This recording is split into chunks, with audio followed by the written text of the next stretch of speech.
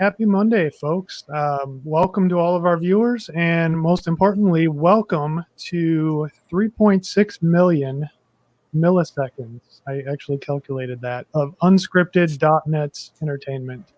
As doctors of .NET, we have your blood pressure in mind, and therefore will prescribe sensible choices in .NET.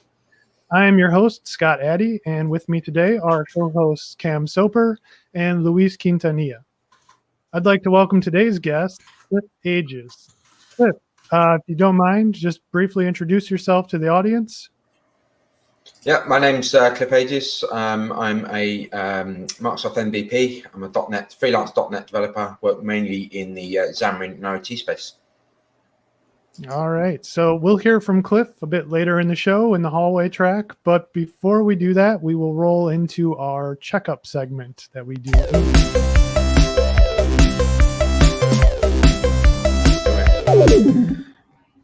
I cut you off, Scott. Sorry. It's all good. I'm used to it. So what do we have for the checkup today, Luis? Yeah, so for today's doc, we have this doc on Xamarin Essentials, which is this set of this library set of packages that makes it easy for you to basically perform tasks that are very that may be a little bit complex. So it makes it just a little bit easier to perform those, and they're very common actually to access different components, sort of in a uniform manner across the various ecosystems and across the various operating systems that Xamarin works on. So you'll see here up to the left-hand side, you're going to see that there's a few of those things like the clipboard, compass, contacts, all these sorts of things. But the one we're taking a look at specifically here today is connectivity. Now, why connectivity specifically? Basically because when you're working with IoT devices, which is some of the things that we're going to be taking a look at today, you need to connect to them somehow, right, to be able to give them commands, or program them in somehow, or even share or transfer any of your programs so that they can run on your devices. In order to do that, a way that you might be able to do that is with Xamarin Essentials, specifically the connectivity component. You can see here that if you're working on Android, you might need to set some permissions. But if you're on iOS or UWP, you don't necessarily need to set up any permissions there. Once you've got those permissions set up for your application, you can just simply, add this using statement to your app using Xamarin Essentials, and you can begin using this connectivity component here. In this case, you're checking for network access, basically what level of connectivity do you have on your device, as well as the connection profiles, right? So maybe your device doesn't support connecting over Wi-Fi or some sort of wired Ethernet connection. Maybe you might need to connect to it through Bluetooth. So all those things you can take a look at through this connection profiles here. There's some limitations here that are called out, and if you want to learn more, there's a video here as well that you can take a look at. So yeah, if you're looking to work with connectivity on your Xamarin application, your mobile devices, make sure to give this doc a look. All right. Thanks for sharing that, Luis. You may notice the link for that is scrolling across the bottom of the screen. If there was anything of interest there, please do check that out.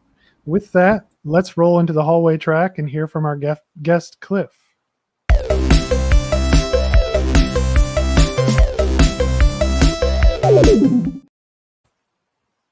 All right. Welcome to the hallway track, everyone, where we try to recreate the hallway track at a software development conference in virtual form, as we do in this COVID era we're living in. Cliff, thank you for joining the show today.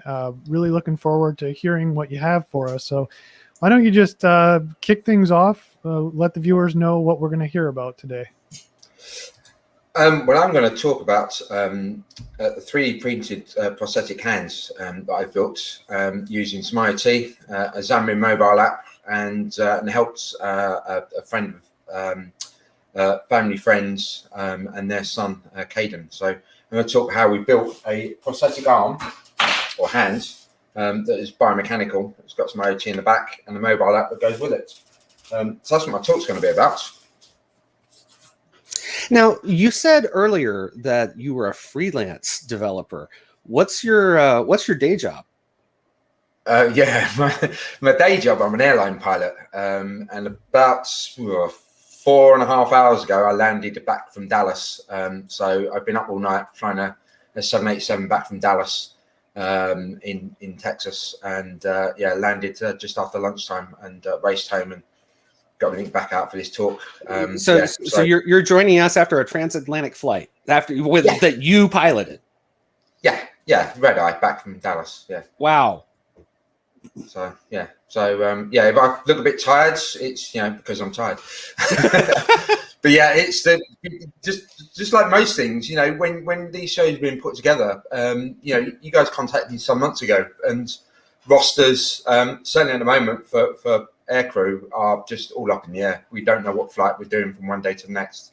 So I got given this flight 3 or 4 weeks ago, and it got me back in time. So it's like, yep, okay, I'll do that. I'll crack on. Awesome. And fly the plane. I'm glad it worked out. Yeah, if that's not dedication, I don't know. If it didn't, I would have swapped with friends. Yeah. I could have taken it with me. I've done this talk from overseas before. It's always a bit weird when you go through security and you've got like prosthetics sticking out your bag and a bag of electronics, and you get weird looks from the TSA. What have you got? But I've gotten those weird looks. I've got like a whole mass of like wires and capacitors and resistors and stuff, and they're like, okay, I don't know, whatever. Yeah. So, little tip: if you are putting your bag in the hold and you got loads and loads of things in there, the best thing to do is put a bit of paper on the top of your bag, because the TSA will tend to open your bag. Put a bit on there with a contact phone number, contact email address, and then what the electronics are for. And then they're not going to take your bag to one side and dispose of it. They should give you a nice phone call and say, look, we found your bag, we've opened it, and can you explain to us? Now, I normally put, I'm giving a talk at this conference, and this is the link to the conference, and my speaker profile at the conference. My bag's been opened a few times, and they've handwritten a note on there, thanks for the note. So it seems to work. It works for me anyway. And great advice. With bits. That's great advice, Cliff. So when you travel as much as I do, you need to know these little tricks. In the pre-show conversation, we learned that Cliff is also building an airplane. No big deal, but we're all envious of Cliff's workshop, the bionic hands, the airplane. I'm sure there's all kinds of other fun stuff in there. But with that, it looked like you had a slide deck prepared for us to tell more about this bionic hand. Should we start there with today's conversation? Yep. Do you want me to crack on? Yep. Go ahead. Please do. Yeah. Well, as I say, I'm going to talk to you about Handy, the bionic hand project. Anyone that follows me on Twitter, you'll know that I hashtag and talk about Handy quite a lot, especially when I'm giving talks about it. But I'm going to talk to you about where this project come from, my passion and enthusiasm for the project, and where we hope to take it in the future. So as you've already found out, I'm an airline pilot. I fly for a UK major airline. I'm sure you can work out which one it is. But that is my office. That was my office last night, flying back across Atlantic. If you quickly look for me on Twitter, you'll find I post some pictures whenever I fly, no matter where I'm going around the world. I'll take a couple of pictures outside the flight deck windows of what I'm passing, and post them on Twitter when I land. So what aircraft is that we're seeing there? This is a Boeing 787. The one I flew last night was a Dash 10, which is the newest aircraft that we have in the fleet. And I'm a first officer, so I sit in the right-hand seat. And we've got head-up displays. I'm not sure if you can see my mouse pointer. We've got head-up displays up the top here, which flip down in front of their face and give us a projected view of our primary flight instruments for when we're flying in poor weather or we're making a tricky approach into mountainous terrain and the likes. It's a fantastic, amazing aircraft. Boeing really have made a great aircraft. It had a few issues at the beginning when it was starting out, and I'm sure you remember the news stories that were about. But it's amazing, a fantastic aircraft. But I'm not here to talk about me being an airline pilot. I'm not saying I'm an airline pilot. So if you look at me, I'm an airline pilot. There's a reason it's mentioned. There's a reason it's in this slide deck. If I was given a talk about .NET malware on it, this slide wouldn't exist. But there's a reason for this, and I'll come to later. As you can see, you can read as well as I can. My passions are coding, electronics, and playing with engineering. And I love teaching people, certainly students and STEM. A massive passion for teaching them IoT, electronics, and coding. And then we can make it fun by building things like robotics, like robotics like this, 3D printed robots that cost pennies to make. and you can look this up. You had Pete Gallagher last week, I believe. He has got a fantastic talk about that as well. I love cycling, spending time with my family and our dogs, etc. Let's crack on and let's talk about Kaiden. Now, Kaiden, as you can see here, is a happy-go-lucky teenager. They do exist, not my two, but Kaiden's quite a happy teenager. You can see there, he's quite active in the Scouts community. I'm sure you know the Scouts, no matter where you are in the world, they're all over the world. Kaiden loves going on Scout camp. You can see there in the picture, he's missing his left arm from just below his elbow. So from there onwards, and if you look quite closely at the lower picture, you'll see in his other hand, he's missing his middle fingers, his middle three fingers. So he's got a pinky and a thumb. So he calls it his crab claw. And that's, how he was born. It's not an illness that's come afterwards. It's something he's had since birth. He's had to deal with it. It's a limb deficiency that he's had to deal with. Other children, tend to get limb deficiencies from maybe meningitis or polio or some other illness which has caused them to have a limb amputated. Maybe it's an accident. But Kaiden was born like this. Now, he used to go to the same school as my two sons, or my two younger sons, and we would, I'd spend time speaking with his parents quite often at the school gates. And if we look at what Kaiden is given from the NHS, now NHS is the National Health Service here in the UK.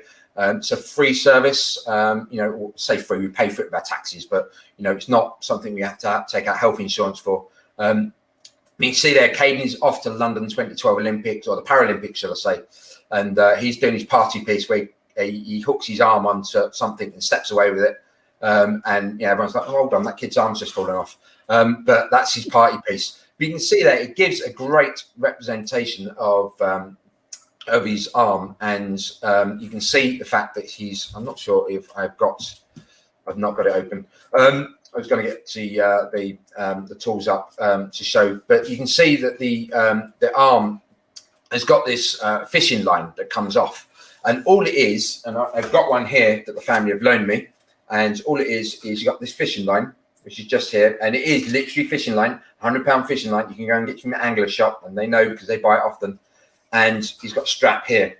Now he wears it on his arm. The strap it's too big for me, small for me. Obviously, it goes across his back of his shoulder and on his other shoulder blade. And as he moves his shoulder blade backwards and forwards, it pulls on the fishing line and opens the hook. And then there's some elastic bands that they get from the postman. They're the postman's best friend, and they get the elastic bands, and the elastic bands pull the hook closed. That's it. That's his provision from the NHS, National Health Service. Every year, because he's a child and he grows, the cup here is too small and he won't fit his arm. So every year he goes along to the hospital, and they take a new mold of his arm, and he creates a mold like this. This is one from a few years ago. And you can see here it's just a clear plastic mold that they've molded from Kaiden's arm. They then send that off to the fiberglass shop, and they will make a new arm, this red part here. You can see there in the lower picture, back on my slides, whoever's doing all the slides moving around, I'm really sorry, but it's going to be like this most of the talk. You can see there that he went from the red one, which is this one, to the green one, which is the one to the right there. He's now moved on to another one, and also the arm that we've made for him as well. So every year he goes to the hospital to get a new one made. But he keeps the hook. I was lucky enough to persuade the hospital to give me a spare hook that I could show at demonstrations and talks around the world. This arm, I'll send them between $4,500 and $6,500 for that part. So the arm section that they make every year. The hook on the end costs between £1,500 and £2,500. This is pounds sterling. So, add times by 1.4 to get to dollars or whatever your rate is, no matter where you are in the world. So he takes this hook with him to the next arm. And then as he gets really a lot bigger, they allow him an upgrade purely because of size. So that is what he gets from the National Health Service. Now, all he can do is open and close the claw. So he can pick things up, and he's trained to be a chef.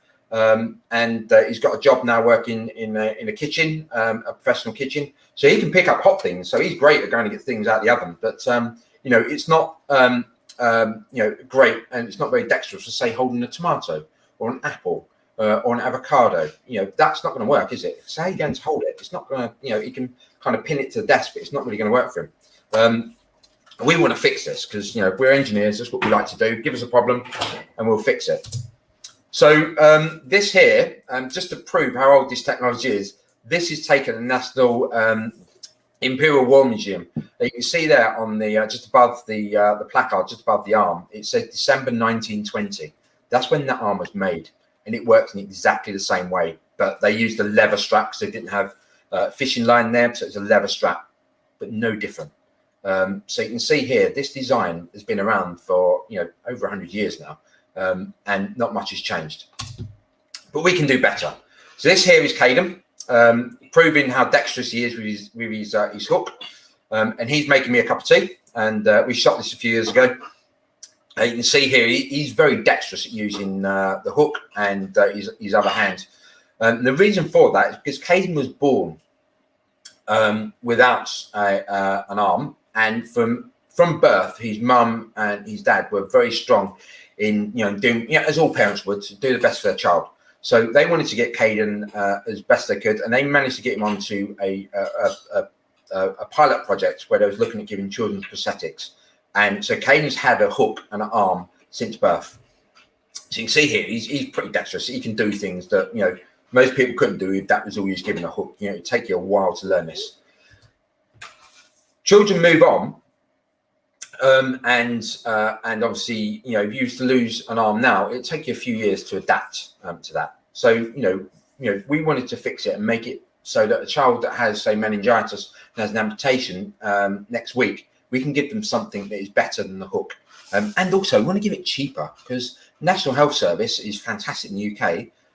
In the US, you have that kind of the health services out there where it's insurance based, but it's parts of the world I fly to as an airline pilot where they have nothing. We want to fix this. Parts of Saharan Africa and the likes where the health provisions are not as good as we'd like them to be. So obviously, the first thing we did was we wanted to see if we can help Kaiden. Now this all started back in December 2016 when his mum Sharon came to school gates just before Christmas. And said, Cliff, have you seen the news? There was this dad that's 3D printed an arm for his daughter. I was like, no, Sharon, I haven't. She went, it's brilliant. You've got 3D prints, haven't you, Cliff? I was like, yeah, I have, Sharon. Yeah, and I suddenly realised what she was getting at. So I was like, yeah, okay. So I agreed to go and help. And if I go across to my, where is it? It is, it's this one, but we'll go to that one there. I went and looked on the internet, if I make this full size for you, and track down the Limbless Association. Now, this website is brand new. It's less than 6 months old. And I know that because this page, up until 6 months ago, said currently under construction. And it was been like that since 2016. So whichever web development team was working on this was from 2016 until about 6 months ago. It's a really fantastically long project for them, but it's a fantastic website now. It's full of amazing resources if you need to call on this charity's help. But when I looked at it, there wasn't much there. So I looked around and found the news article, which was talking about Team Unlimited. And this website's obviously moved on because I've got the Isabella edition now, but the one I looked at was a little bit more clunky. And I've got an example of it here. And this is the hands that we 3D printed for Kaiden. And you can see it's got the spigot there. It clicked into the end of his arm, and it works on the same principle. A bit of fishing line come out there, and as you pull it, it closes the fingers. The problem is, if you look closely at the detail, it doesn't really grip. And the rest of the fingers couldn't really grip too much. And it's quite difficult for him to carry a bag and that sort of thing. So he didn't like it. It lasted, I'd say, 30 seconds to a minute before he decided he hated it. And we all know what children like. If they decide they hate it, it's a lot of convincing to get them back. So back to the drawing board.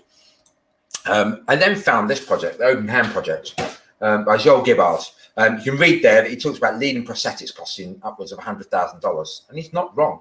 If you have a prosthetic that's got electronics and motors in, they do cost a lot. Carbon fiber, except, make the cost a lot more. And, if you've got a child that's going to grow, you need to think about that.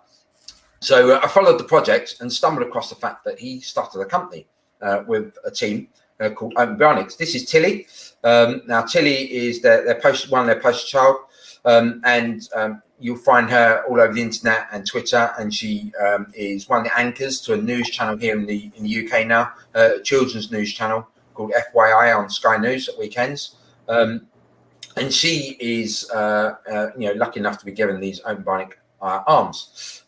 These are based on the Bruno arm. Now, when I looked, they had GitHub, and we all love GitHub. We're developers, but you can see here that the project is 3 years ago was the last time it had any commits to the project. And the reason being is because Umbreonix started up as a business, and they're trying to get the arms approved by medical authorities around the world, the US, UK, Germany, France, etc.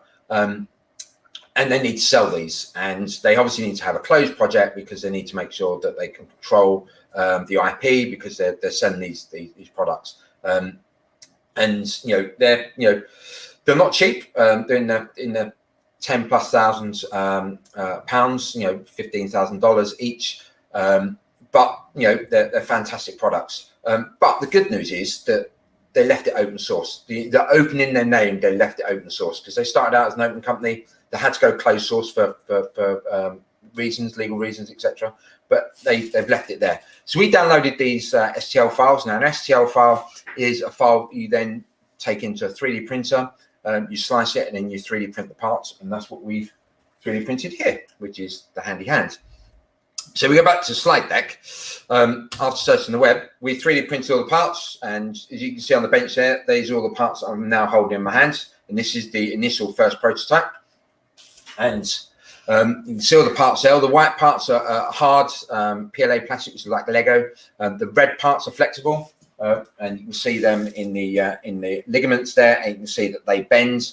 And then you've got 4 motors which sit in the back, and they're servo motors. And the servo motor, you apply DC voltage, it moves out, travels out 20 millimeters.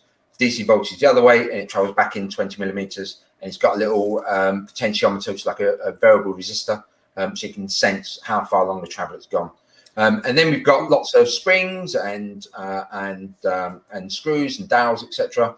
And then we use, instead of the fishing line, because that fishing line obviously breaks, we use this braided fishing line, which is a lot lighter, a lot stronger, and this is super cheap. This reel, I think I paid £7 on Amazon, and I've made about 15 arms now, and I'm still on the same reel. And this stuff is you need special scissors to cut it with, so it's super strong.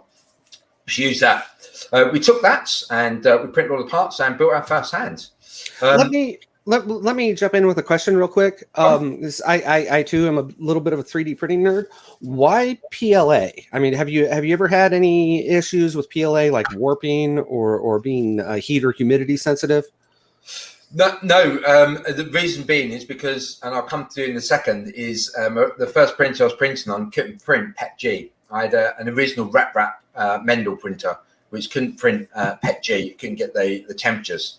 I've now got Prusa printers which can, but at the time we printed in PLA, and it's cheap and easy to use. We've had no problems with any of the parts warping. Unlike you can get with PETG as well. They're good for large parts, but it works.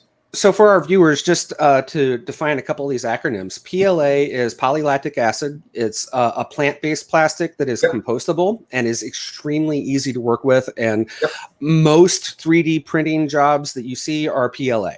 The other plastic that he mentioned, PETG, is fairly easy to work with, not quite as easy as PLA, but fairly easy, and it's much more heat tolerant, and kind of has properties similar to ABS, which I don't know what ABS stands for, but ABS is a bear to work with and requires very specific conditions to print. So for this type of project, I would have thought PETG. So I was a little surprised at PLA, but it makes sense. Yeah, the other thing is as well is the channels that go through the fingers are quite small, and you'll find with PETG it strings quite a lot on most printers, and it could block the channel. So PLA is it won't do that. It's very good printing material, so it will allow you to have those channels inside. You can run now are the fingertips any type of softer material like TPU or something like that? The fingertips, the black elements you can see on the hand here are all molded. I'll come to that in a second when we talk about that. But sorry, yeah, they're molded onto. When I come to that in a second. Assume if I forget. So when you were showing the hook earlier on in your presentation, I assume that's some sort of titanium metal, very expensive to produce. So what I'm getting at here is I suspect the cost savings is pretty significant between that hook and the PLA. Yeah. So this hook here, just that hook, is all made of aluminium. That section there, and then this is stainless steel. The spigot that goes into the arm, and this is all made of fiberglass. And then the bits. That's what I'm saying. That there is $1,500 to £2,500. So you're talking what, $3,000-4,000 just for the hook. And I'll come to talking about the price of handy later, but it's a significant saving we're making by 3D printing. You can see here we need to connect the hand to Kaiden. Now, if you remember, Kaiden had no forearm, so we need to make a socket that goes on the Kaiden. So what we did was we took the socket from the hospital, and they allowed us to borrow it. My oldest son is a dab hand with Blender, and he managed to freehand draw this in Blender. I have no idea how he did it, but he's a whiz kid at Blender. Yeah, that's anybody who's ever picked up Blender and gone, gee, I'm going to learn how to model stuff in 3D in Blender. They hit a brick wall pretty quickly. So that's impressive. Yeah, he free drew that in Blender, and I was like, and we printed it the first time, as you can see there in this short video. It was printing. There's 5 hours and 45 minutes remaining, which is what the R is, and it's halfway through the print. And it's brilliant. And anyone that knows printing knows that once the print started, it's stuck to the print bread. Certainly, if you've got a Prusa printer, which is what I've got two of to the left of me here. If you've got a Prusa printer, you're pretty golden. You go to bed, you wake up in the morning, and your print's finished, hopefully. Sadly, mine wasn't. Mine popped off the print bed. I'd only just got this Prusa printer. Like I said earlier, I had this Mendel wrap Mendel printer, which couldn't print the parts with enough fidelity. So I upgraded, because that's what you do. If your hardware doesn't work, you upgrade. So I bought a Prusa printer. When the Mark III had just come out, the Mark III i3 had just come out, I was at the front of the queue and I bought one, and I was still learning how to get it to stick to the print bed.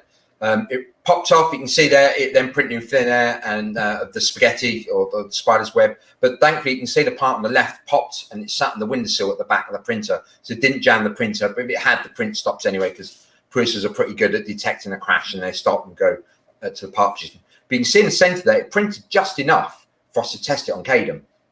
So we cleaned up the print and filed it flat. We tried it on Kaiden. And in fairy tale land, it was just a bit too small. It's a bit like Red Riding Hood and the Three Bears. It's a bit too small. So we printed another one, which was too big, which you can see on the right-hand side there. And we tried it out. You can see where I've got some markings where we need to change the size a bit. It's slightly too big. And we printed a third one, and it fitted just right. So Improper fairy tale land, version 3 was absolutely perfect, to the point where Kaiden said it fitted better than the one he had been provided from the NHS.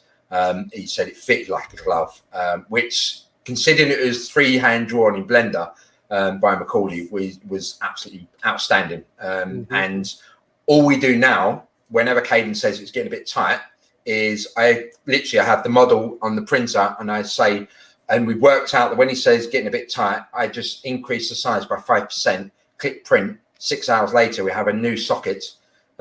His dad fits it, because he doesn't need me to do it. And over COVID, obviously, we've not been able to meet that way. I'll drop it off. His dad will screw it on the new part, and he's off using his arm again. So, and that section there costs 80 pence to print. So $1 to print that. So, about every 9 to 10 months, he says, oh, it's getting a bit tight, Cliff, can I get a new one? And it costs $1. Instead of replacing this part here, which the hospital do once a year, and it costs £4,500 to £6,500. Wow! So that is the change we've made. So, and that connects to The center section, which is this part, which holds the battery and connects to the hands, as you can see here. The grip at the bottom, this is the table stand. This section just screws in the bottom there, and all the cable and electronics sit inside the arm. That there stays the same. It's broken it once, and we just printed a new part. That I think it's about £1.50, so $2.50. And it's about a 10-hour print. That one, just a little bit detailed at the top. But that's the cost saving we're getting to. So these are the sorts of things we're talking about. A game changer and disrupting the industry. Umbreonix have got a fantastic design of the hand, but we need to make it fit Kaiden and the other children that we've helped along with this project as well. I've got permission to mention Kaiden and his family from his family and his parents. The other children I won't mention for obvious reasons. But if we go into the prices, you can see, hopefully you can see the detail on the page there. You talked about earlier about the black area here. The reason it's white plastics because that's what I had at the time. And I've done the molds in black because Kaiden wanted his hand in black. He wanted it to be obvious that it's a prosthetic arm. So he wanted it in black with green highlights because he likes green and black. You can see this. I'm not sure if it comes out. Not sure it will come out, but this is kind of a galactic black. It's called from Perusa, and it's got that flecks of silver in it. I'm not sure if it's coming out very well on the camera, but that's the color he picked, and we print that. But at the top there, you see the molds. You can see the top picture of the molds. They come to £10 or $12.50, and they mold this black rubber. This is like neoprene rubber, same sort of stuff you get diving suits and stuff made of, which gives a kind of a texture feel. So when you grab something, it actually grips on, because PLA plastic is like Lego. It's a bit slippy, and we use the molds. You can see the molds there. I've got the mold here. And that is still the same mold that I molded that very first one. I've made 15 or 16 hands now, and I'm still on the first mold. So that $12 is for all the molds you need, all 5 molds that you need to make. And I'm still on the same set. And all you do is, you can see where it's dirty. You screw the component in the base. You've got a cover plate there. You fill the reservoir with the silicone rubber. And then you got a plunger, you push it down until it starts squeezing out the holes. You leave it on the side for 16 to 20 hours. You unscrew it, pop it out. You clean it up with the skill blades, just all the flashing that's come off the side, and you're good to go. But I'm on the same set of molds. So, if we give this to a hospital, they print one set of molds, and that's printed in PLA as well. And that's it, off the bases. The second half, the lower part, all the 3D printed parts you can see down there, you can see it comes to £5 or $6.50, and a little bit more for the red filament, which is the flexible filament, which is Filaflex 98, I think it is, and that is, as you can see there, that's £30 for a kilo. I'm still on the same spool of the first spool I've got. It comes in 1 kilo, so yeah, it costs £30, but I'm only using a little bit each time. The hand parts, a 1 kilo spool can make, give or take a bit, about 4 hands. It can print enough to make 4 hands. You can see there, 233 grams. You have a little bit of waste in each hand as well. So yeah, you can make 4 hands with 1 spool of filament. So the whole lot comes to just over £5 without the molds, or 15 to 20 pounds, $20 to $30 with the molds. The mold materials. Sorry? Compared to on the neighborhood of, again, that was what, about £10,000 sterling for the arm. Yeah. Wow. Yeah. So yeah, we're super cheap. But now I know what you're thinking, Cliff. You got the hardware, but what about the electronics and software? So let's move on to that. So this is handy moving, so we're okay. We're pretty good now. Let's talk about control. I'm going to rattle through this quite quick, since I've been talking for a while. Umbreonix, as we said, they had a control board that they put in the back of the hands, and you could download the designs for it, the chestnut board. You could have one made. At the time when I started looking at the project, they had a store, and they sold these, but they were £250 plus VAT and shipping. So what, $300, give or take a bit. But they were never in stock because they had a bunch made and they kept them for the children they were helping and building up their business. So you could never get one. And I know people in the likes of Brazil or Mexico that were trying to get these as well and really struggled to get them. So I was like, well, I've been waiting 2-3 months now, and they're still going to run in stock. So I'll see if I can come up with a different idea. So control board wasn't perfect. It's an Arduino board. It's basically just controlling 4 DC motors. It's got an inertial measurement unit, which is the IMU, which is basically an accelerometer. And not much else on there. It's basically an Arduino board that they've designed themselves. How do they measure Kaiden to measure the fact that he wants to open and close the arm? Well, they use one of these, which is a myaware sensor. It basically senses the EMG signals from your muscles.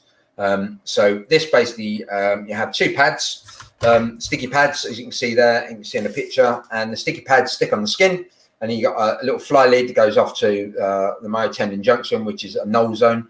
And these little pads, they pop off on little clippy bits, and you buy a pack of them, just the same as you would for when you go for an ECG at the hospital. And those sticky pads, a pack of them cost £5 for 50. But you need 6, because you need 2 of these boards per child, and you're sticking this to a child's skin. And we all know what a child's going to do. They're going to run around the playground, and they're going to break it. It's not going to last very long. And these boards are 35 to £40 each. Then you have to change the pads. £5 going to last you about sort of 7 or 8 days, because you get 50 of them. You need 6 per day. It's not a good thing going forward. So it wasn't ideal, but we work with it.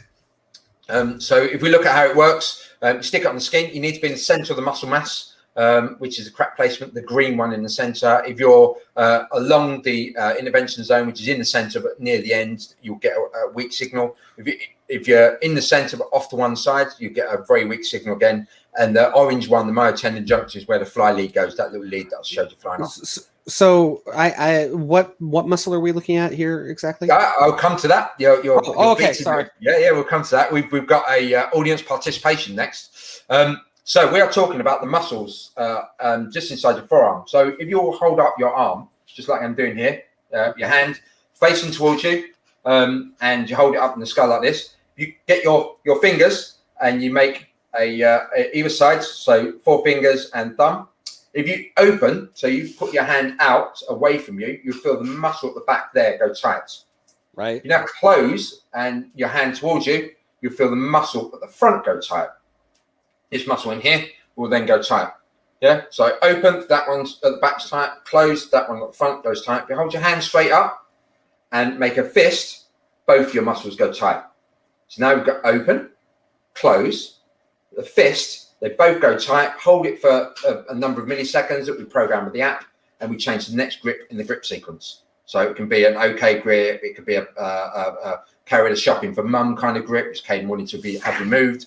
So that's how we control. So we need to sense those muscle movements. So we have 5 grips in the grip sequence, which is what Umbreonix come up with. Myself and Kaiden and the other children have come up with other grips as well, like one to hold the Xbox controller, which Kaiden wanted. He can now play his Xbox with his friends, and he can actually twitch the fire button on his Xbox controller quicker than his friends can, because he can just twitch his muscle, and he's programmed his finger just a minuscule amount of movement, and it just bounces on the trigger control. So that's what we've managed to give Kaiden. So Xbox have got their adaptive controllers, we've got handy. The adaptive controller, if you've not played one, they are absolutely amazing. Kaiden was gifted one by Microsoft, and it's absolutely phenomenal what it can do as well. These are the 5 grips. A very good friend of the show, John Alexander, was one of the testers for that device. So we've actually had him on to talk about that device previously. If you've not heard of it, you've not seen it in action, just go. I highly recommend you go and look at it. If you know any children that have any difficulty interacting with computers of any kind, from Windows to Xbox, go and take a look. It's an amazing device, and the team that are behind it, about them, they are absolutely fantastic. But we've got handy, so we've got these 5 grips. Now imagine going through your life, and all you can do with your hand is those 5 things. You're not going to be happy, are you? So again, I'm ticking up these things that I'm not happy about.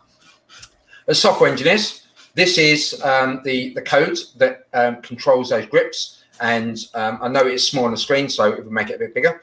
So if we look at the thumbs one, which is the thumbs up grip, in the center, it's a 3D array. It's written in Arduino C, because it's got an Arduino board inside. And you see the array there. You've got an array counter down the left that counts from 0 to 100. And as it's counting over a specified amount of time, for Kaiden, it's about 1.6 seconds, 1.8 seconds. He changes it on the mobile app as he feels fit. And as it counts up, it puts F0, which is the thumb, F1 is the finger, and it counts up over time and moves the fingers to position. If you look down at the pinch grip at the bottom there, you can see the thumb goes to the pre-position, which is 700%. It's 0 to 1024 because it's a binary number. It goes to 700 and it goes to 750 at close, and that does the pinch grip because it meets the first finger, which is fully closed. You can see the other ones stay fully open at the bottom line. Now, I've explained that to you. As software engineers, I'm pretty certain if you need to come up with a grip, you could come up with a 3D array, an animation. You can have as many steps in that as you want. From 0 to 100, so you can make that array as big as you like, and it will animate your hand grip. But what about if you're a doctor or a technician in a hospital? What about if you're a parent? Would you know how to, install Arduino IDE? Would you know how to install VS Code, for example? Would you know how to write one of these arrays for your child to give them a new grip? Would you know how to take the board out the back of the hand and plug in a USB cable and upload the code and then debug it? Probably not. So again, that's another thing I'm ticking in my head. As an engineer, I'm thinking of, well, this is fantastic. How can we make it better? So the drawbacks, we talked about single source supplier for the control board is out of stock. Muscle sensor is weak. As the child uses that muscle, because Kaiden hadn't used it for years, it starts getting stronger. So then the gains need to be changed. The grip sequences. Well, what if you want your own personal grip? Kaiden wanted his Xbox grip. So let's fix it. Adafruit is a board I use a lot of, so that's the one we chose to go with, and that's the board we used in this. You can see there in the bottom right hand corner, it's got that little red area in their prototype area, and that is the Bluetooth sensor that we use to connect to the mobile phone. I connected it up, and the other board, the one above where you can see the two big silver round capacitors, that is the Adafruit Feather DC motor control board. So the main board will talk to that board over I2C, which is a serial protocol, and tell the board to send motor number 1 to this position, motor number 2 to that position, etc. But how are we going to do the control? How are we going to do the sensing? Now, I was flying along. I read this magazine, which we get in the UK, and I'm sure you can get around the rest of the world if you go on their website. And Hackspace is a fantastic magazine. You can see this is issue number 17. I've been a reader since issue 1. And you can, I was flying along, and there's an article by Graham Morrison about Arduino debugging. Now, I play with Arduino a lot, and I was like, well, I wonder if he's got any tricks, because I've been doing it years, but he may have a trick that I don't know of. So I was reading for it, and I took interest in that sensor, that little brass disc in the bottom corner there. So what's that? I've not seen one of those before. And it's a piezoelectric sensor. So just like you have a piezoelectric buzzer, you apply electricity to it and it will buzz. And if you've got a desktop PC, the buzzes. Is it 4 buzzes for a memory error when you turn your PC on from back in the day? This one, you give it a bash, and it will give you a micro voltage out, just enough for you to pick up with a analog digital receiver. I remember the flight specifically. I was reading this, middle of Russia, flying to Japan. I landed in Japan, and as soon as I got to the hotel, I bought a pack of these. It cost me £1 from Amazon, and they beat me back to the UK. I'm not sure where they come from, but I had a pack of these. It fitted them. We tried them with Kaiden, and he loved it. He could move the hands, but he couldn't stop the grip in the middle like you could with the MyWare sensors. So he was like, I like it, but it's not great. What can we do better? So I looked a bit deeper and found these force sensitive resistors. You can see there in the GIF, whatever kind of fence you sit on. As you apply pressure, so a resistor, you change resistance, and it changes the value that comes out. We got a pack of those. They're £6 for a pack of 2. And we used those. Kaiden loved it. He could stop the grip in the middle. He could reverse the grip, and it was perfect. And £6. And these just stick inside. So I'm not sure if you can see it, but inside this model here, this is a sample of what Kaiden's got as his socket.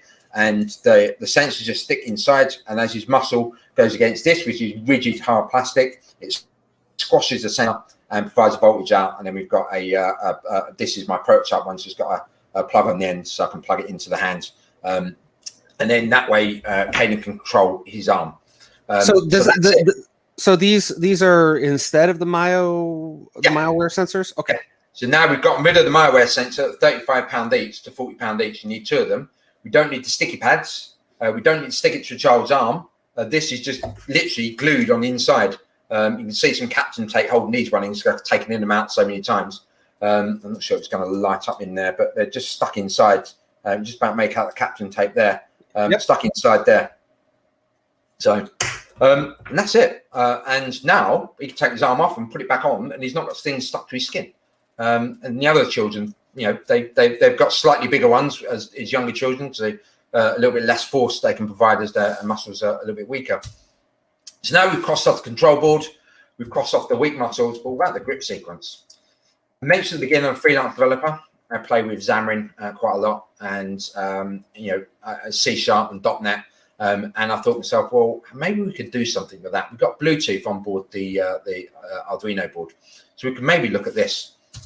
So I wanted to build a Xamarin app. Now, I'd normally jump into Visual Studio now and show you the code, but I'm just aware of the time. So what I'm going to do is actually just show you the app. So if I go into, I use a project called Visio. So this is my phone. I've got it right here in front of me.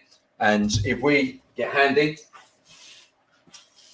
and the other thing we've done as well is to get around, the motors need 12 volt DC, the electronics need 3.3 volt. So what we use is Pillaroo voltage converter. It takes the 5 volt out of this power brick, just bog standard Anchor power brick. You've all got them in your backpacks that power your mobile phone when the battery goes flat. Got one of these, they're £20 from Amazon. And that 5 volt comes out, is converted by this one up to 12 volt, which powers the motors. And then there's another one, a smaller one in the back of Handy, which takes the 12 volts and takes it down to 3.3 volts that controls the boards. So that power brick will last Kaiden for 2 days if he was just using his arm. But as you'll hear from him and his family, he quite often unplugs his hand and uses it to charge his iPhone or his Android phone. So, you know, and his friends, oh, Kaiden, can you charge my battery for me? But that's, you know, that's what it is. But this here is, if you look back at the Umbreonix, they have a big 14.7 volt battery that comes out of cells that come out of radio control cars and the likes. This is a lot lighter, a lot smaller. It just slots into the arm, just slots in there and sits out. So it's easy to come in and out to change as well. And again, I wanted to make it simple. The aim of this project, I realised, and I'll come to in a little while, is the fact I wanted all the components to be available anywhere in the world. So if I couldn't buy it from Amazon, and Jeff Bezos has made a fair bit of money out of me, if I couldn't get it from Amazon, I didn't add it into the project. It needs to be stuff that was available no matter where I was in the world. So again, we use this. So we plug in the battery, and we plug into Handy, and we open the app. So there's app opening. And it says it wants to connect to the Bluetooth. So we scan, and you can see Bluetooth or Bluetooth LE. And if we scan again, it'll change its name to Handy, which is the name. So if we go in here, got a bit of UART Control. And this comes up here. And all we're using is UART, which is a serial protocol. So this is just sending a text, series of text commands backwards and forwards. And this is the menu that comes up. In my test app that I've got here, not in Kaiden's and the other children's, but in this test app, I have to go into UART Control for it to configure itself. So this here, when they come into this grip sequence here. So you can see here, I need to change the images. So it's actually got the image of the correct hand on there. But they can change these and favorite them. They can, you know, change the colors that they want, and they can see which grips they've got in their grip sequence. Then go to the grip order. So, you know, we said that you got the fist, and then you do your grip to change the next grip in the grip sequence. What happens if you've got 5 grips and you forget where you are on the sequence, or you kind of do it and you do it too quick because you're rushing to beat your friend and you miss, go all the way back around the grip sequence again? What happens if you're at school and you only really use 2 grips at school? You don't really need the carrying the handbag one or the OK signal one at school. So you have a grip list which you can create using the power of Xamarin, and I can now change the order of this grip sequence and do that, and then I can save it down to hand, and then the hand sequences are changed in Handy. If I go back to the grip selection, if I do that, we can see that Handy is moving.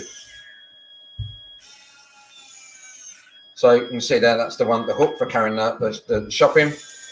So you can see there that we've got these pointers over there, my friend. So you can see there that we've got control of Handy. We can then go into Grip Builder, where we can build our own grip within the Grip Builder, and then save that to Handy as well. And we can also go into the settings. And within there, we can set whether it's left or right hand. You can see the defaults are at the top, the default values, which is what's in this. And the hold time is how long you have to hold the grip for before it goes to the next grip and grip sequence. So 600 milliseconds is the default. Kaiden's got quite good at actually. He's down around 400 milliseconds now. He's pretty good. Peak threshold is how much signal you need above the peak. So when you do open or close, you see a signal come out, how long you need to hold that for. So 300, about half the hold time is about what you need. Kaiden's again got his down quite low. And remember I said about the Xbox, he's got his down around 100 milliseconds. So he can twitch his arm and his fingers move really, really fast. You can enable and disable the motors. You can enable demo mode, go through a sequence and test it. You can have different muscle motions, so simple and complex. And again, that depends on the child as well. System diagnostics, it runs a diagnostic of the hand, downloads it and sends it up to Azure via an Azure function. And then it gets stored in Cosmos DB, which comes into the Azure and everything else that we've got there. You can also go in and we've got a muscle sensor check. And here, we've got the muscle sensors, they plug in just here. But once or twice a day, once or twice a week, Kaiden will come in here. He will start the muscle sensor check, and it tells him to open, close, change grip, open, close, change grip, as you can see above the start button. And then those two signals, the bars, the left and the right, what he's trying to do is get those as close to the top as he can, and by opening, closing, change grip. It goes through it 20 times, open, close, change grip, and then once it's complete, the button at the bottom sends for processing. It sends up again to another Azure function, goes into Cosmos DB. And we're storing them values up there. It's not tagged against Kaiden. It's just got a number, and only I know what those numbers are, of which hand, of which child they are. And from that, we can hopefully at a later date get some machine learning to look over it and decide whether we need to download new values to the hand to change the grip and the timing. So that is Handy and how it all works. There's the Xbox grip. Just to prove the fact we did have the Xbox controller working, and we're coming now to the end of talking about how much this costs. Remember, this costs upwards of £6,500 to £10,000 for this, which just opens and closes. All the 3D printed parts, £15. The controller boards, £20 to £30 each. The stepper motor boards from Pololu. The most expensive part of the motors, the Umbreonix motors inside, they're £83 each. So, they're quite expensive, but we're talking £500. My target is get that down less if I can. We're talking £500 for a complete 3D printed prosthetic arm. That's the arm, the socket, the hand, everything. And most of that's a one-time expense as opposed to like a yearly expense, like with the NHS arms. Yeah, exactly. So this is game changing. Cliff, I don't know if you mentioned this part, but are you able to control the speed of that gesture, like how quickly the Yes. hand opens and closes? Yep, he can set all them values within the app as well, so he can change how quick.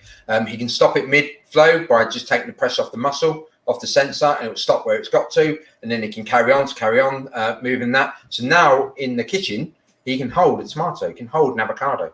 He can slice it with his other hand. He's got a way of holding the knife.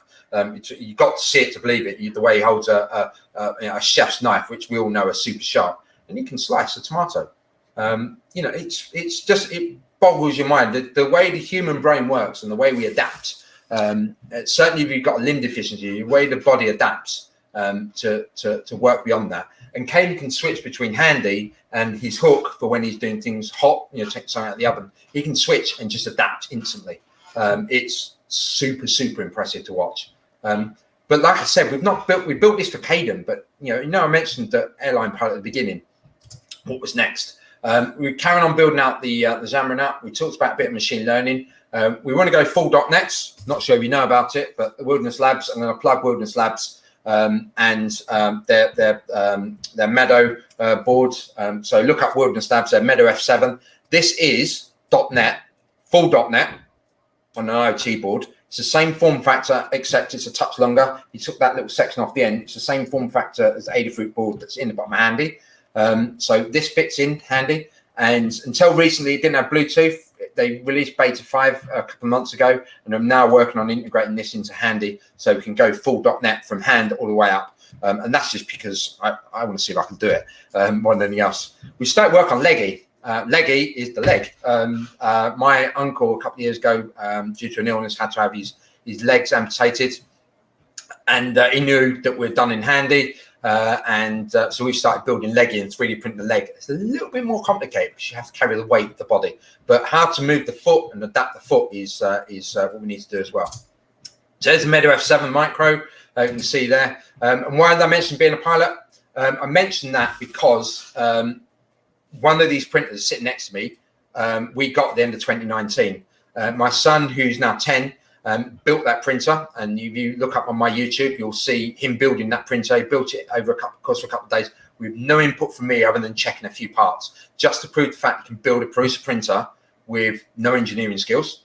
I bought the printer and we built it. The plan is to put with some filament in a box and some springs and components. I'm going to take it with me to a destination around the world, and I was looking for a hospital. If you know of one, anyone that's watching this knows of a hospital on the network, the airlines from the UK fly to, then please let me know. Reach out to me on Twitter. And we was going to. I was in contact with a hospital in India, just outside Hyderabad, and we was going to take the printer down to them. I was going to, over the course of a couple of trips to them, help them set up and print these hands for the children there, because they can't afford the thousands of pounds for a hook, unless they're a rich family. But what about the streets, the kids that don't have that facility? $500, $600 is more achievable for them than 10,000. So that's what we was aiming to do. That's why I mentioned being a pilot. And this printer that's sitting next to me, right there, will go down to that hospital when we're allowed to visit again and the pandemic is over.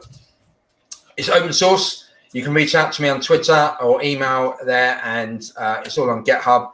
Come along and help out. It's not been updated, that one there, because we've been doing some work with the app that's on Kaiden and his parents' phones and the other children's phones, just to make it a little bit easier for them to use. And in doing that, I was a bit scared that I might accidentally release something that was personally identifiable to them. So it was me being scared of accidentally putting some secret in there. So I've forked it off into a private repo while we work on that.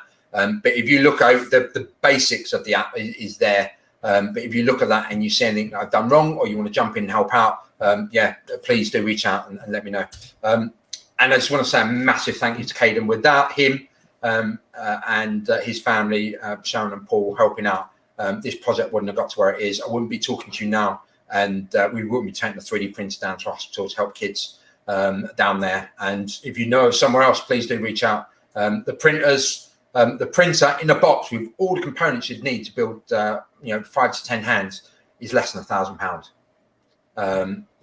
For all the springs and screws and stuff like that, we can put a box of bits together without the motors. The motor's the expensive part, but we're looking to see if we can change those for different motors if we can.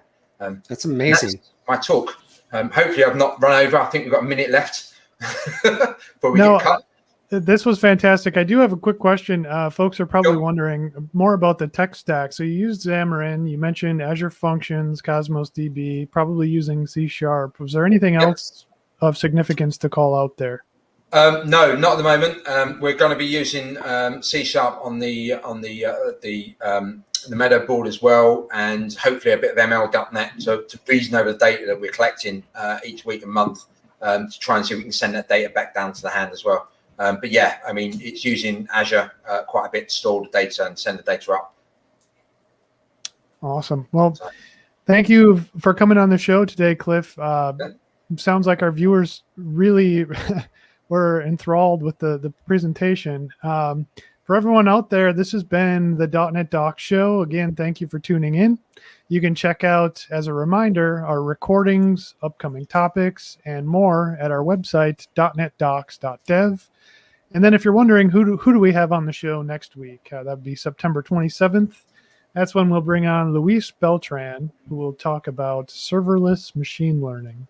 Cliff, did you have any closing thoughts for the viewers before we wrap up? If they've got questions, they can reach out to me on Twitter and ask the questions there. I know we don't have time for them now, but if they've got a burning question, suggestion, or will help out, they can find me on Twitter. And thank you very much, everyone, for taking part and listening. Thank you.